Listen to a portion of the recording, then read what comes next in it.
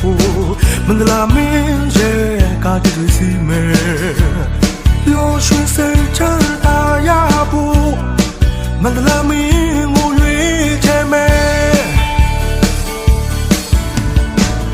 မပြစ်အထက်အောင်မြို့ဆုံးလင်းတို့မန္တလာမင်း